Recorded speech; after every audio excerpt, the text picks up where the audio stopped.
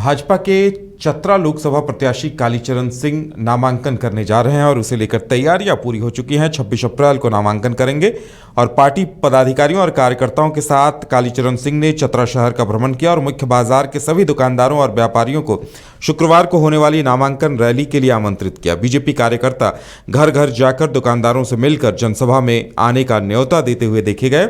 नामांकन रैली और आमसभा में बीजेपी प्रदेश अध्यक्ष बाबूलाल मरांडी, अमर बावरी, आजसू के केंद्रीय अध्यक्ष सुदेश महतो, प्रदेश महामंत्री आदित्य साहू और कई नेता मौजूद रहेंगे। नामांकन के बाद बाबा घाट मैदान में जनसभा को भी संबोधित किया जाएगा और शहर भ्रमण के दौरान व्यापारियों ने बीजेपी के प्रत्याशी का स्वागत भी किया।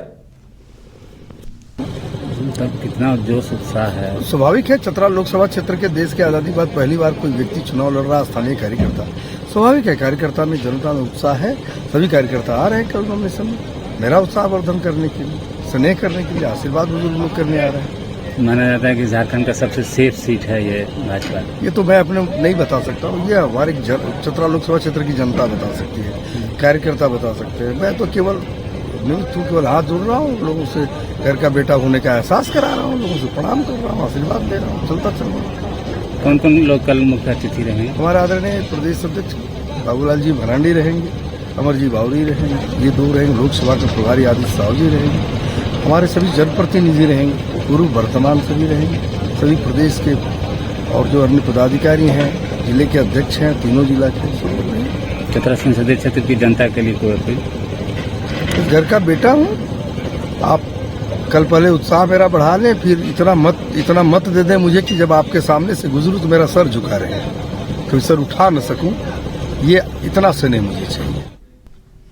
धनबाद में नकली सोना गिरवी रखकर लोन लेने का एक सनसनीखेज मामला सामने आया है। नकली सोना गिरवी रखकर बैंक ऑफ इंडिया सरायढेला शाखा को लगभग 1,25,00,000 का नुकसान पहुंचाया गया है। शाखा प्रबंधक विश्व प्रताप सिंह ने स्थानीय सरायढेला थाने में कुल 28 लोगों पर प्राथमिकी दर्ज कराते हुए कार्रवाई की मांग की है। बता दें कि ब्रांच में 3 जनवरी 2022 से लेकर 28 फरवरी 2023 तक तत्कालीन बिजनेस कॉरेस्पॉन्डेंट और 3 जांचकर्ताओं ने साठगांठ कर 28 लोगों को नकली सोने के बदले लोन बांट दिए। लोन लेने के बाद उन लोगों ने बैंक से दूरी बना ली और किश्तों का भुगतान नहीं किया। जब इसकी जांच पड़ताल शुरू हुई तो मामला सामने आया। इसके बाद बैंक के सीनियर मैनेजर ने बिजनेस कॉरेस्पॉन्डेंट, 3 जांच करने वालों समेत 28 लोन धारकों के खिलाफ प्राथमिकी दर्ज कराई। मामला ये हमारे बैंक में कस्टमर्स ने जो गोल्ड लोन लिया था उसमें कुछ अकाउंट्स ऐसे थे जो एनपीए आइडेंटिफाई थे। एनपीए हो जाने के बाद हम लोग बैंक के प्रोसीजर के हिसाब से नीलामी से पहले एक बार फिर से वैल्यूएशन कमेटी बनाकर करते हैं, तो उसमें हमें अकाउंट्स में नकली सोने का दिखा।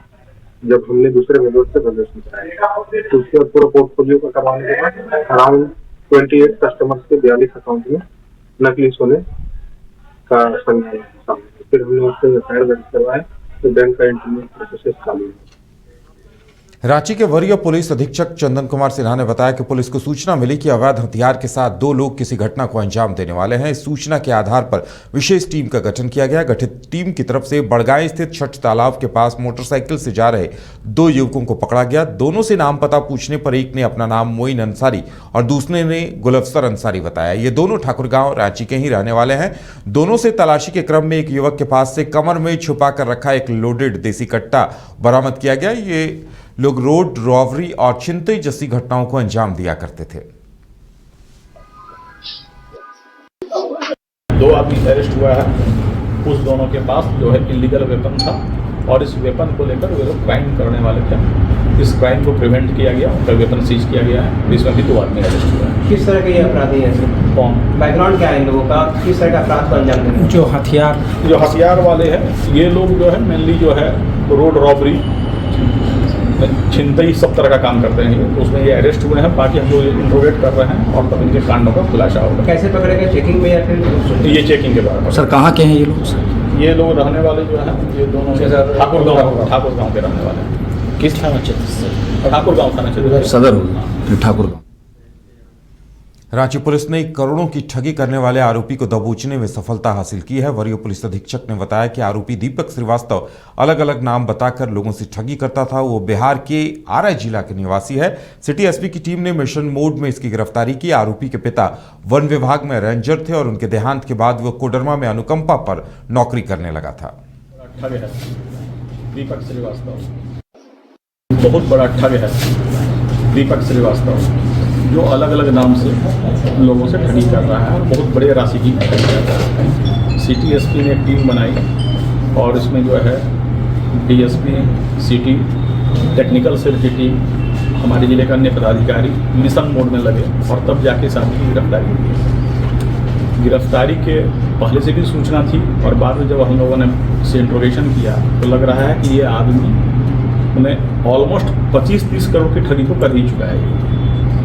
जैसे कि हमारे यहाँ 2017 में एक केस हुआ था जिसमें एफआईआर बात 75 लाख का हुआ था, लेकिन जब बाद में उसको देखा गया तो पाया गया कि ये ठगी का अमाउंट 3 करोड़ से।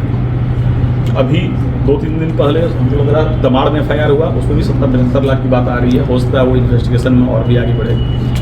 ये आदमी के करोड़, अगर जब हम लोग पूरा इन्वेस्टिगेशन करेंगे और अदर डिस्ट्रिक्ट से जब पूरा डाटा मिलेगा तो हो सकता है कि ये कितने करोड़ में जाएगा ये कहना मुश्किल है। ये आदमी मूलतः आरा का रहने वाला है, पर यहाँ पर इसके फादर रेंजर थे। उनके डेथ के बाद ये अनुकंपा पे नौकरी करने लगा कोडरमा वन विभाग में। वहाँ से ये सस्पेंड हुआ। लगातार ठगी की आदत है इसको। अभी जो हमारे पास केस लिस्ट है वो कोडरमा का ही 6-7 केस का है और रांची के 7 केस का है। टोटल 18 केस अभी सामने हुआ है, पर हमको लगता है ये केस कहीं, या अगर केस 9 भी हुआ हो तो घटनाएं 40-50।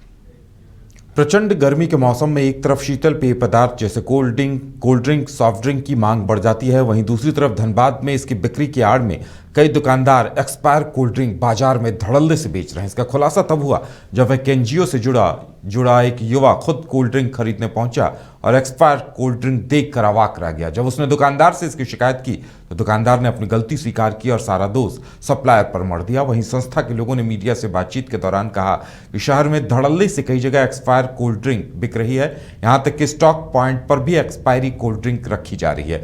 कंपनी के प्रतिनिधि से भी जब इस संबंध में बात करने की कोशिश की गई तो जवाब नहीं मिला। ऐसे में जांच कर उचित कार्रवाई करने की मांग की गई है ताकि आम लोग ऐसे पेय पदार्थों से बच सकें। एक्सपायरी डेट का कोल्ड ड्रिंक्स, जिस कोल्ड ड्रिंक का नाम है लाहौरी जीरा, उससे कई लोग बीमार पड़े हैं। उसमें से हमारे राष्ट्रीय मानवाधिकार सुरक्षा परिषद के सदस्य लोग वहाँ कोल्ड ड्रिंक्स पीने गए थे। उस दौरान उन लोगों को एक्सपायरी कोल्ड ड्रिंक्स पिलाया गया, जिससे वहाँ पर देखा गया कि पूरा स्टॉक एक्सपायरी डेट का पड़ा हुआ था। जब दुकानदार से पूछा गया तो उन्होंने बोला, सर हमारी कोई गलती नहीं है।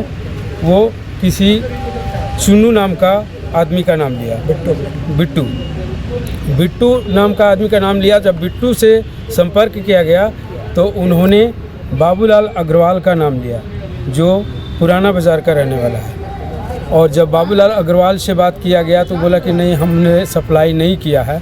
लेकिन अंततः उनसे जब फोर्स किया गया तब उन्होंने एक रसीद भेजा कि मैंने ये कोल्ड ड्रिंक सप्लाई किया है। जब हम लोगों ने एएसएम से सप्लाई की बात किया कि एएसएम को, तो एएसएम जो है भाग खड़ा हुआ कि नहीं, वो हमारे कंपनी का नहीं है और हमने सप्लाई नहीं किया। अब ये कोल्ड ड्रिंक का मालिक कौन है, इस विवाद में हम लोगों ने फूड इंस्पेक्टर को एक आवेदन दिया है कि इस पर कार्रवाई की जाए।